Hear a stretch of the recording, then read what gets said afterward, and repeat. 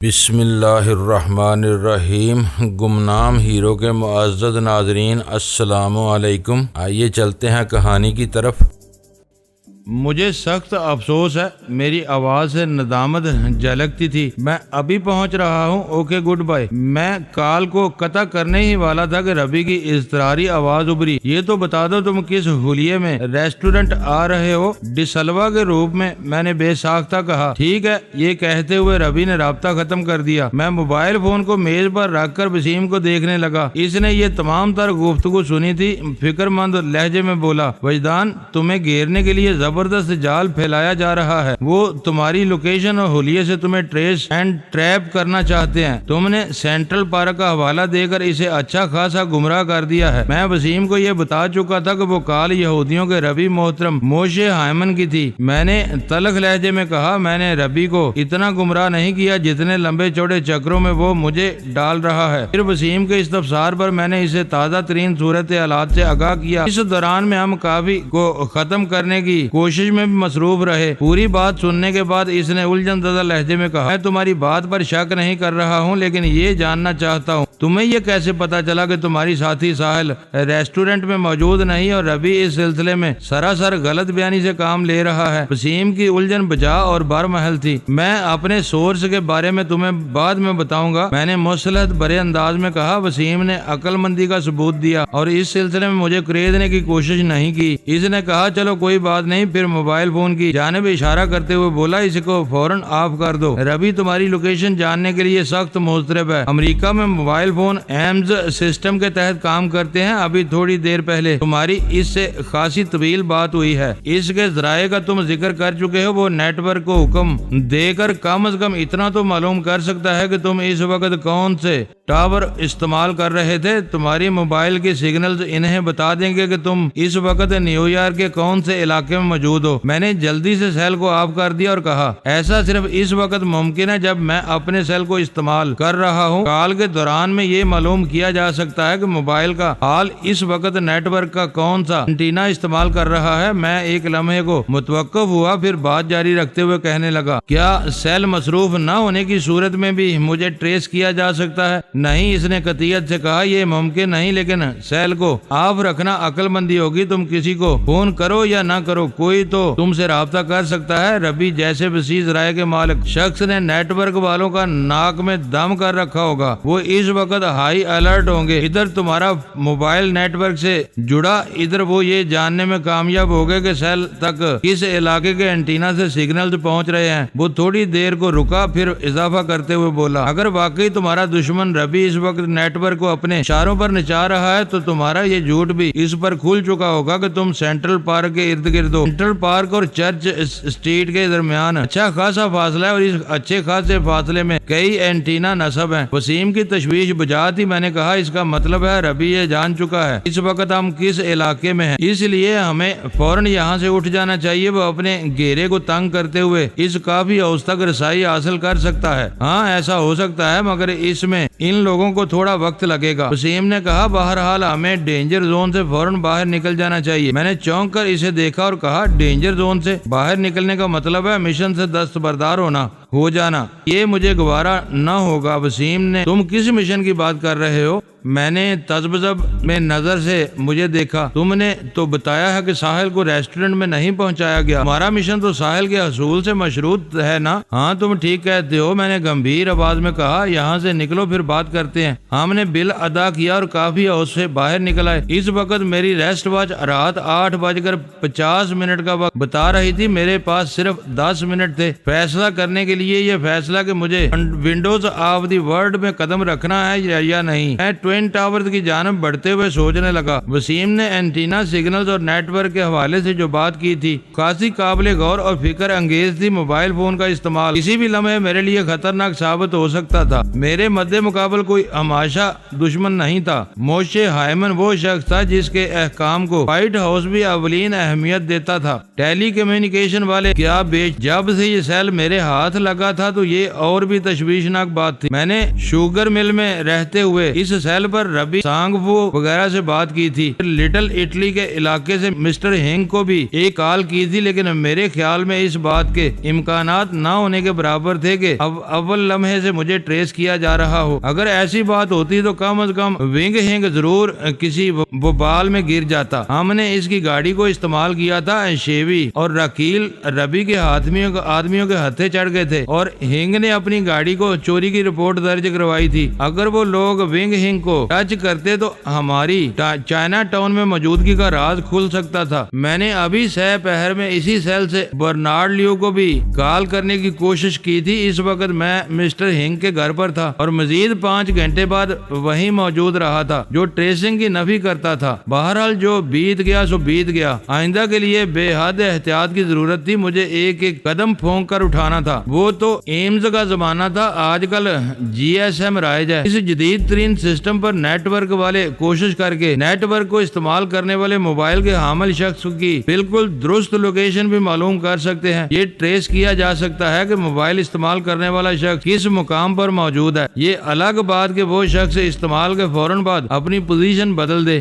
GSM ایک حیرت انگیز ٹیکنالوجی ہے، مگر صاحب امریکی قوم اس سے کہیں زیادہ پیچدار اور قدم قدم پر حیرت زدہ کر دینے والی مخلوق ہے۔ یوں محسوس ہوتا ہے جیسے امریکی ماہرین اور نافذین بالکل مختلف دماغ سے سوچتے ہیں۔ آج جب پوری دنیا میں جدید ترین ٹیکنالوجی GSM فراوانی سے استعمال ہو رہا ہے، لیکن امریکہ میں اب BMs سے کام چلایا جا رہا ہے اور بڑے دھڑلے سے چلایا جا رہا ہے۔ GSM کا استعمال نہایت ہی محدود پیمانے پر ہے۔ اس کا یہ مطلب نہیں کہ امریکہ کا نیٹ ورکنگ کا دنیا میں ترقی کا خواہاں نہیں۔ IT کے میدان میں سب سے زیادہ ترقی اسی نے کی ہے۔ اس پر بھی اگر وہاں ایمز استعمال ہو رہا ہے تو اسے فرسودگی نہ سمجھا جائے، یہ یہودگی ہے۔ ایک مخصوص شاطرانہ ذہنیت ایمز کی افادیت کو دوسروں سے زیادہ سمجھتے ہیں۔ اس شعبے کے ماہرین پتہ نہیں میری بات کو تسلیم کریں گے یا نہیں۔ یہودی کوئی بھی کام خواہ مخواہ اور بغیر کسی مفاد کے تو نہیں کر سکتے۔ 9 بجنے میں 5 منٹ باقی تھے۔ میں نے وسیم کو اپنے فیصلے سے آگاہ کر دیا۔ تم یہیں رک کر میرا انتظار کرو گے، میں ریسٹورنٹ کے اندر جاؤں گا۔ اس وقت ہم ہوٹل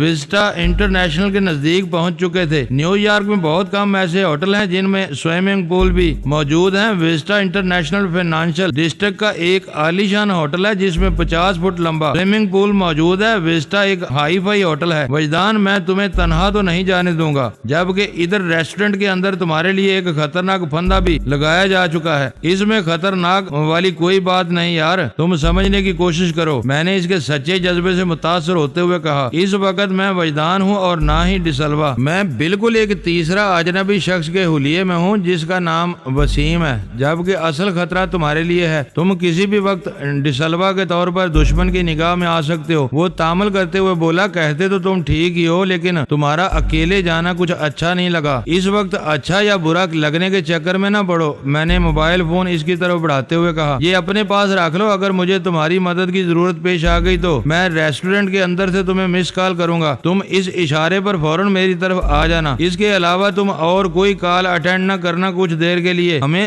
سیل کو آن رکھنا ہوگا، یہ وقت کی مجبوری ہے۔ ربی نے مجھے اس موبائل کی لائن کا نمبر بتا دیا تھا، وہ نمبر میرے ذہن میں محفوظ بھی تھا۔ میری بات وسیم کی سمجھ میں بیٹھ گئی۔ اس بات میں سر ہلاتے ہوئے بولا، ہاں یہ پلاننگ تسلی بخش ہے۔ میں کسی بھی کال کو اٹینڈ نہیں کروں گا۔ تمہاری مس کال کو میں فوراً شناخت کر لوں گا کیونکہ اس کا تعلق اسی ایکسچینج سے ہوگا۔ ایک لمحے کو متوقف ہوا، پھر اضافہ کرتے ہوئے بولا، میں وسٹا کے قریب ہی موجود ہوں، جاؤ، اللہ تمہاری حفاظت کرے۔ وسیم کے یہ دعائیہ کلمات جذبات کی سچائیوں سے معمور تھے۔ میں نے اس پر ایک فخریہ نگاہ ڈالی اور ٹوین ٹاورز کی جانب قدم اٹھا دیے۔ میرے قدموں میں بلا کا اعتماد بھرا ہوا تھا۔ ورلڈ ٹریڈ سینٹر کی عمارت پر شکوہ ہونے کے ساتھ ہی ایک خاص قسم کی ہیبت بھی رکھتی تھی۔ دونوں ٹاورز کے درمیان ایک مناسب فاصلہ موجود تھا۔ کسی زمانے میں ایک سرفرے فلپ نامی شخص نے دونوں ٹاورز کے درمیان اتنی تنی ہوئی ایک ڈوری رسی پر ایک ٹاور سے دوسرے ٹاور تک چل کر دکھایا تھا۔ اپنی جان جوخم میں ڈالنے والے ایسے جاں بازوں کی دنیا میں کمی نہیں۔ ربی موشے ایمن کی سازش کو میں نے بڑی صفائی سے بے نقاب کاٹ ڈالا تھا۔ اس کے گمان میں بھی نہیں ہوگا کہ میں اس کی چال سے آگاہی حاصل کر چکا ہوں اور اس کی یہ بے خبری میرے حق میں سود مند تھی۔ میں وسیم کی حیثیت سے ٹیبل نمبر 109 پر جا بیٹھتا اور خاموشی سے ٹیبل نمبر 105 کا نظارہ کرتا رہتا۔ وسیم وسیم کے طور پر میرے لیے وہاں کسی خطرے کا امکان نظر تو نہیں آتا تھا۔ ویسے مسٹر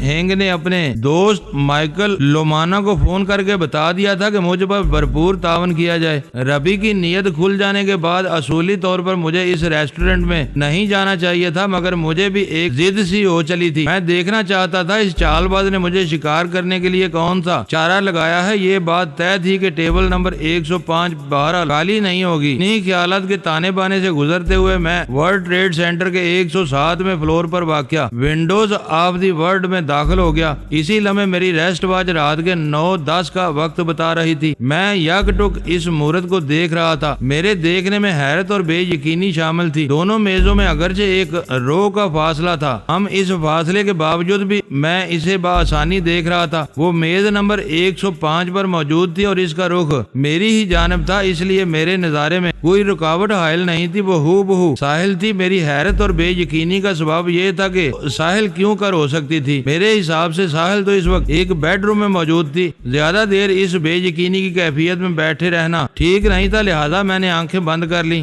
ظاہرہ آنکھیں بند کرتے ہی میں نے تمام تر توجہ تیسری آنکھ پر مرکوز کر دی۔ اس وقت میرے ذہن میں صرف اور صرف ساحل ہی کا تصور تھا۔ اس کا سراپا میری سوچ کی رگ رگ میں منعکس ہو رہا تھا۔ تھرڈ آئی نے آنے واحد میں مجھے ساحل تک پہنچا دیا۔ میری ساحل بیڈ سے نیچے اتر رہی تھی۔ میں پورے احتجاب سے اسے تکنے لگا۔ وہ بیڈ چھوڑ کر صبح خرامی سے چلتے ہوئے ملحقہ واش روم کی جانب بڑھ گئی۔ پھر اگلے ہی لمحے اس نے واش روم کا دروازہ کھولا اور اندر داخل ہو گئی۔ میں آنکھیں کھول کر ونڈوز آف دی ورلڈ میں حاضر ہو گیا۔ ساحل کی ڈپلیکیٹ ٹیبل نمبر 105 پر موجود تھی۔ ربی نے میرے لیے ایسا بھرپور چارہ لگایا تھا کہ میں ریسٹورنٹ میں قدم رکھتے ہی کشاں کشاں اس چارے پر منہ ماروں۔ میری حکمت عملی اس موقع پر بہت کام آئی اور میں ربی کے فریب سے بال بال بچ گیا۔ وہ جو کوئی بھی تھی ساحل کے کامیاب میک اپ میں تھی، زیادہ امکان ماسکنگ کا تھا۔ میں ڈپلیکیٹ پر نگاہ رکھتے ہوئے مینیو کا جائزہ لینے لگا۔ تھوڑی دیر بعد میں نے ایک مناسب سے ڈنر کا آرڈر دے دیا۔ اس دوران میں ڈائننگ ہال میں بہت نہایت ہی محتاط انداز میں نگاہ دوڑاتا رہا اور میری اس احتیاط نگاہی نے یہ جانچ لیا کہ وہاں ڈپلیکیٹ کی نگرانی بھی ہو رہی تھی۔ ظاہر ہے وہ ربی کے مامور کردہ لوگ ہوں گے۔ وہ اس انتظار میں وہاں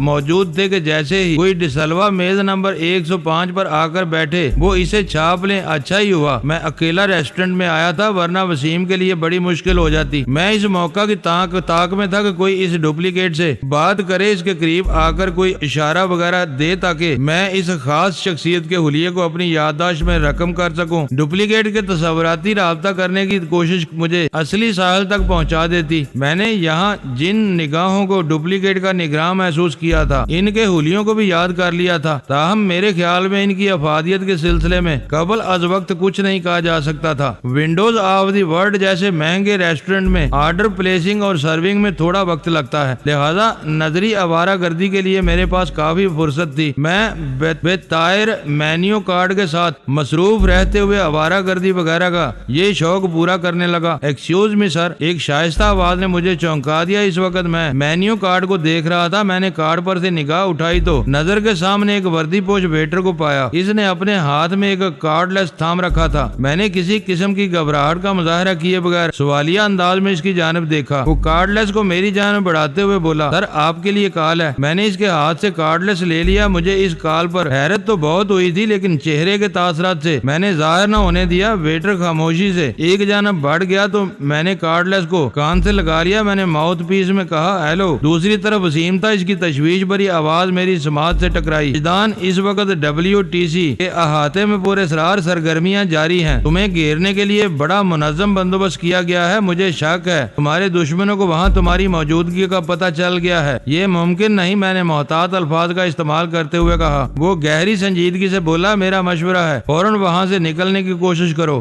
نیچے تمہارے لیے حالات ٹھیک نہیں ہیں۔ میں نے پولیس کی ایک بھاری نفری کو بھی متحرک دیکھا ہے۔ وسیم ڈسلوا کے میک اپ میں تھا، چنانچہ خطرات کی تمام تر رشتہ داری اس وقت اسی کے ساتھ تھی۔ میں نے پوچھا، تم کہاں ہو؟ میں نیچے کے حالات دیکھتے ہی وستا انٹرنیشنل سے دور ہٹ گیا ہوں۔ وسیم نے بتایا، میں اس وقت سب وے انٹرنس گلوب کے نزدیک ہوں اور ایک پبلک بوتھ سے تمہیں کال کر رہا ہوں۔ ویری گڈ، میں نے سراہنے والے انداز میں کہا۔ سب وے گلوب کے پاس ہی رہو، میں یہاں سے نکلنے کی کوشش کرتا ہوں، تم ہر حال میں وہیں پر میرا انتظار کرنا۔ اوکے۔ رابطہ منقطع ہو گیا۔ میں نے کارڈ لیس کو میز پر رکھ دیا۔ اب یہاں مزید رکنے کا کوئی فائدہ نہیں نہیں تھا۔ وسیم نے نیچے کی جو صورتحال بتائی تھی وہ غیر معمولی اور تشویشناک تھی۔ یہ اچھا ہوا کہ وہ خود وسٹا سے ہٹ کر سب وے گلوب کے پاس پہنچ گیا تھا۔ سب وے نیو یارک کی انڈر گراؤنڈ ٹرین کو کہا جاتا ہے۔ لندن میں ریلوے کا یہی نظام ٹیوب سسٹم یا محض انڈر گراؤنڈ کہلاتا ہے۔ سب وے انٹرنس کی نشاندہی محض ایس والے گلوب سے کی جاتی ہے۔ ویٹر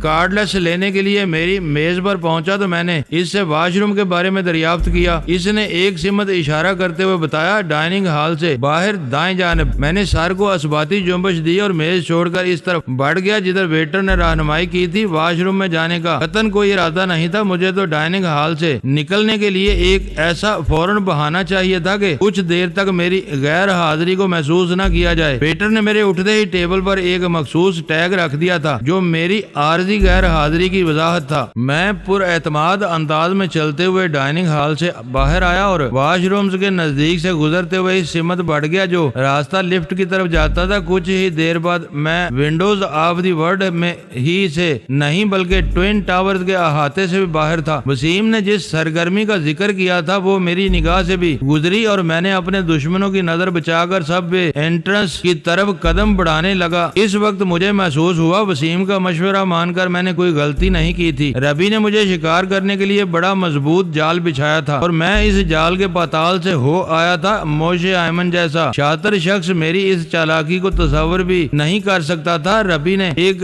سیانہ کوا بن کر چال چلی تھی۔ اب یہ مجھ پر فرض تھا کہ میں سیانے کوے کی سیان پتی کا جنازہ نکال دوں۔ اس وقت ربی کے لیے میرے دل و دماغ میں نفرت کا ایک طوفان بلا خیز اٹھ رہا تھا۔ میں انہی انتقامی سلگتے ہوئے خیالات کے ساتھ اب وہ گلوب تک پہنچ گیا۔ وسیم کی مجھ پر نظر پڑی تو لپک کر میرے قریب آ گیا۔ ربی مسلسل کال کر رہا ہے لیکن میں نے ایک مرتبہ بھی اٹینڈ کرنے کی کوشش نہیں کی۔ اس نے سیل میری جانب بڑھاتے ہوئے کہا، میں اس کی تکلیف کو سمجھ رہا ہوں۔ میں نے زہر خند انداز میں کہتے ہوئے سیل اس کے ہاتھ سے لے لیا۔ اس کی تکلیف کو دور کرنا مجھ پر فرض ہو گیا ہے وسیم سمجھ گیا میں انتہائی خطرناک موڈ میں ہوں۔ میرے لہجے کی تپش نے اسے میرے عزائم سے آگاہ کر دیا تھا۔ گمبھیر آواز میں پوچھنے لگا، بتاؤ کیا کرنا ہے باس؟ ہم ایسٹ باسٹ اسٹریٹ والے سائنا گاگ جا رہے ہیں۔ میری آواز سے چنگاریاں سی پھوٹ رہی تھی ابھی اور اسی وقت ربی کی سرکوبی ضروری ہو گئی ہے۔ ٹیکسی پکڑوں؟ اس نے سوالیہ نظروں سے مجھے دیکھا۔ میں نے گلوب کی طرف اشارہ کیا، یہ کیسی رہے گی؟ سب وے نیو یارک میں سفر کا تیز ترین ذریعہ ہے۔ وسیم نے بتایا، اس اسٹیشن سے سب وے کی 3 لائنز اپ ٹاؤن کی سمت جاتی ہیں مگر ایسٹ باسٹ اسٹریٹ تک براہ راست کوئی نہیں جائے گی۔ ہمیں ویسٹ 42 اسٹریٹ کے اسٹیشن پر اترنا ہوگا، پھر ٹیکسی پکڑ کر آگے جانا ہوگا۔ اوکے ڈن، میں نے فیصلہ کن لہجے میں کہا۔ مین ہیٹن کے سینے پر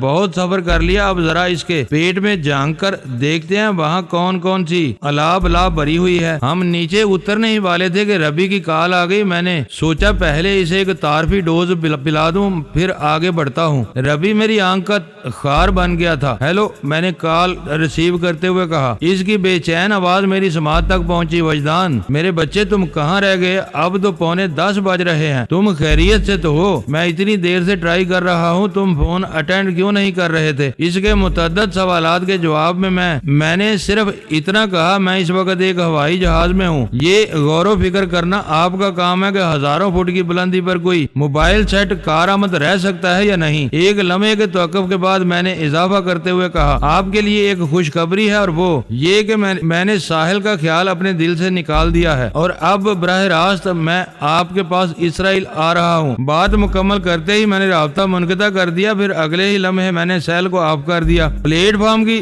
سمت بڑھتے ہوئے وسیم نے کہا، ہمیں یہاں زیادہ دیر انتظار نہیں کرنا پڑے گا، ہر 10 منٹ بعد ایک ٹرین موجود ہوتی ہے۔ وسیم نے کچھ غلط نہیں کہا تھا۔ ٹھیک 10 بجے رات ہم دونوں سب وے کی ٹرین ای لائن پر سوار ہو رہے تھے۔ E line World Trade Center کے اسٹیشن سے چل کر Chambers Street, Spring Street, Greenwich Village اور پینسلوانیا اسٹیشن سے گزرتے ہوئے ویسٹ 42 اسٹریٹ کے اسٹیشن پر پہنچی تو ہم نے لائن سب وے کو چھوڑ دیا۔ ہم زیر زمین پلیٹ فارم سے باہر نکلے اور بس ٹرمینل کے قریب سے ایک ٹیکسی پکڑ لی۔ وسیم نے کہا، اس سے تو اچھا تھا کہ میں اپنی کیب ہی لے آتا، کم از کم آمد و رفت کا مسئلہ تو حل ہو جاتا۔ پہلے سے اگر انسان کو آنے والے حالات کا علم ہو جائے تو مسائل حل ہونے کی بجائے بڑھ جاتے ہیں۔ میں نے گمبھیر آواز میں کہا، آگہی کے عذاب سے وہی لوگ اشنا ہیں جو روز و شب اس تجربے سے گزرتے رہتے ہیں۔ وسیم خاموش رہا۔ میری پراسرار سنجیدگی اور گمبھیرتا نے اسے مجھے تشویش میں مبتلا کر دیا۔ ہم دونوں کے بیچ ایک ایسی خاموشی حائل ہو گئی جو کسی چیختے داڑتے طوفان کا پیش خیمہ ثابت ہونے والی تھی۔ ہماری کیب اسٹریٹ 42 پر رہتے ہوئے ٹائمز اسکوائر سے گزری، پھر برینٹ پارک اور نیو پارک پبلک لائبریری کو پیچھے چھوڑتے ہوئے 5th ایونیو پر مڑ گئی۔ 5th ایونیو پر سفر کرتے ہوئے ہمیں سیدھا ایسٹ باسٹھ اسٹریٹ والے سائناگاگ پہنچنا تھا۔ میں نہیں جانتا تھا ان لمحات میں وسیم کے دماغ میں کیا چل رہا تھا، لیکن میں پوری یکسوئی سے ربی موشے ایمن کے بارے میں سوچ رہا تھا۔ اگر اس شاطر کی گردن تک میرے ہاتھ پہنچ جاتے تو میں ساحل کو حاصل کر سکتا تھا۔ مجھے کوئی امید تھی کہ وہ اس وقت اگر سائناگاگ میں نہ بھی مل سکا تو وہاں سے اس تک پہنچنے کا کوئی راستہ ضرور دکھائی دے جائے گا۔ سائناگاگ میں داخل ہونے کے سوا اب کوئی چارہ نہیں رہا تھا۔ میں بڑی تیزی سے اس داخلے کے سلسلے میں غور و فکر کرنے لگا۔ یلو کیب کو ہم نے تھوڑا آگے آ کر ایسٹ 65 اسٹریٹ پر ٹیمپل ایمفول کے سامنے چھوڑ دیا اور پیدل ہی پیچھے کو چل پڑے۔ وسیم نے پوچھا، وجدان سائناگاگ کے بارے میں سوچا ہے؟ اس وقت تو میں تمہارے بارے میں سوچ رہا ہوں، میں نے اس کے چہرے پر نگاہ دوڑاتے ہوئے کہا۔ ربی اور اس کے آدمیوں کو جس وجدان کی تلاش ہے وہ ڈسلوا کے میک اپ میں ہے، لہٰذا تم ان کے لیے کسی شکار کی حیثیت اختیار کر چکے ہو۔ تمہارا میک اپ فوری طور پر اترنا بہت ضروری ہے۔ وہ اپنے چہرے کو چھوتے ہوئے بولا، تم بالکل ٹھیک کہہ رہے ہو۔ نیو یارک خصوصاً مین ہیٹن میں پبلک ٹوائلٹس کا بڑا کال ہے۔ دن بھر گردش میں رہنے والے افراد اپنی ضرورت کو پورا کرنے کے لیے ریسٹورینٹس اور ریسٹ رومز کے واش رومز کو استعمال کرتے ہیں۔ ایسٹ 63 اسٹریٹ پر ایک ریسٹ روم موجود تھا۔ ہم نے ادھر کا رخ کیا اور 15 منٹ بعد جب ہم وہاں سے نکلے تو وسیم اپنی اصل شکل صورت میں آ چکا تھا، البتہ میرے چہرے پر ایک اجنبی شخص کا ہلکا پھلکا میک اپ موجود تھا۔ کسی بھی مذہب کے ماننے والوں کی عبادت گاہ کا تقدس بہت اہم ہوتا ہے۔ میں نے فیصلہ کیا تھا کہ میں کوشش کروں گا سائناگاگ کے اندر کسی قسم کی ہنگامہ آرائی کی نوبت نہ آئے۔ ربی کو بڑے طریقے سلیقے سے وہاں سے نکالنا تھا، پھر جیسے بھی ممکن ہوتا اس کی خبر گیری کر لی جاتی۔ ایسٹ 62 اسٹریٹ پر پہنچ کر میں نے وسیم سے کہا، تم ادھر ہی رکو، میں سونگن لے کر آتا ہوں۔ اگر سائناگاگ کے اندر گھسنا پڑا تو میں تمہیں اشارہ کر دوں گا۔ اس وقت ہم ایسٹ 62 اسٹریٹ اور 5th ایونیو کے کارنر پر کھڑے تھے۔ وسیم نے اس بات میں سر ہلایا تو میں سائناگاگ کے داخلی دروازے کی جانب بڑھ گیا۔ میں نے وسیم کو جہاں روکا تھا وہاں سے گاگ کا دروازہ بڑے واضح طور پر نظر آتا تھا۔ میرے ذہن نے ایک سیدھا سادہ منصوبہ ترتیب دے لیا تھا۔ اگر سب کچھ نارمل رہتا تو میں اس منصوبے پر عمل کر کے آسانی گاگ کے اندر رسائی حاصل کر سکتا تھا۔ میں سیدھا گاگ کے نگران کے پاس پہنچا، سر کی مخصوص جنبش سے اسے ہیلو کہا، پھر بتایا، میرا نام جیری ہے، میں لا سے آیا ہوں۔ جیری؟ اس نے سرتاپا تنقیدی نظر سے میرا جائزہ لیا اور بولا، لا سے آئے ہو، بولو کیا کام ہے؟ مجھے ربی سے ملنا ہے، میں نے اس کی آنکھوں میں دیکھتے ہوئے کہا۔ اس نے اپنی ریسٹ واچ پر نگاہ دوڑائی، پھر بمیں اچکا کر بولا، اس وقت ربی سے کیا کام پڑ گیا؟ اس وقت رات کے 11:15 بج رہے تھے۔ میں نے کہا، ربی تو اتنی ہمدرد اور عظیم شخصیت ہے کہ ان سے کسی کو کسی وقت بھی کام پڑ سکتا ہے۔ ایک لمحے کا توقف کر کے میں نے اضافہ کیا، لا کے ایک ربی سیمبل نے مجھے یہاں بھیجا ہے، اس کا ایک ضروری پیغام مجھے یہاں کے ربی تک پہنچانا ہے، پلیز مجھے جلدی سے ربی تک پہنچا دو۔ ربی تو گاگ میں موجود نہیں ہے۔ اس نے ایک مرتبہ پھر بڑی بھرپور نظر سے مجھے دیکھا۔ وہ لگ بھگ 10 بجے یہاں سے چلے گئے تھے۔ کہاں چلے گئے؟ میں نے قدرے الجھن کی اداکاری کی۔ ظاہر ہے اپنی رہائش گاہ پر گئے ہیں۔ اس نے کندھے اچکائے جہاں وہ روز جاتے ہیں، پھر رک کر اس نے استفسار کیا، تم ربی فرینکلن سے ملنے آئے ہو؟ او نو، میں نے مخصوص امریکی لہجے میں کہا، میں ربی موشے ایمن کی بات کر رہا ہوں جو الاسکا سے آئے ہوئے ہیں۔ ربی سیمبل کا پیغام مجھے موشے ایمن تک پہنچانا ہے یا پھر ان کا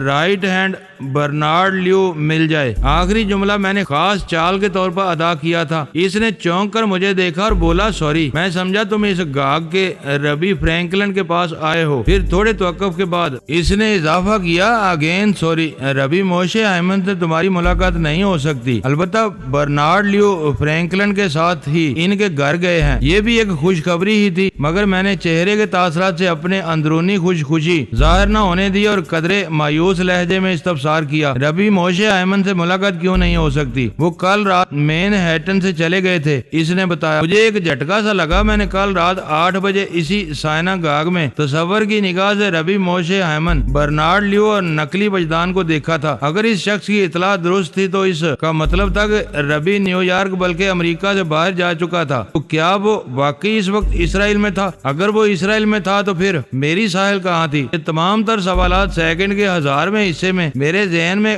گزرے اور میں نے گاگ کے نگران سے پوچھا، ربی موشے ہائمن کل رات کب اور کہاں گئے ہیں؟ اس بارے میں تو میں کچھ نہیں جانتا، اس نے عام سے لہجے میں کہا، البتہ میرا اندازہ ہے وہ اس وقت نیو یارک میں نہیں ہے۔ اس گاگ سے وہ کل رات کم و بیش اسی وقت نکلے تھے۔ بات ختم کرتے ہی اس نے اپنی ریسٹ واچ پر نظر ڈالی۔ اوہ، میں نے اپنے چہرے پر موجودہ مایوسی کے تاثرات میں اضافہ کیا اور کہا، ٹھیک ہے، ربی چلے گئے تو ان کے دستے راست مسٹر لیو کے بارے میں ہی بتاؤ، میں انہی سے مل لیتا ہوں۔ ربی فرینکلن کی رہائش کس طرف ہے؟ لا سے بار بار تو نہیں آیا جا سکتا، ممکن ہے لیو کو معلوم ہو موشے ہائمن اس وقت کہاں ہوں گے۔ اس بندے نے اپنے سر کو کچھ اس طور اثباتی جنبش دی جیسے کہہ رہا ہو، بہاں یہ بات لیو ہی کو معلوم ہو سکتی ہے۔ پھر اس نے بڑی شرافت سے مجھے ربی فرینکلن کے گھر کا پتہ دیا۔ مذکورہ ربی ایسٹ 59 اسٹریٹ پر واقع سن شائن اپارٹمنٹس میں رہتا تھا۔ اس کے اپارٹمنٹ کا نمبر C62 تھا۔ گویا یہ علاقہ اسائنا گاگ سے زیادہ دور نہیں تھا۔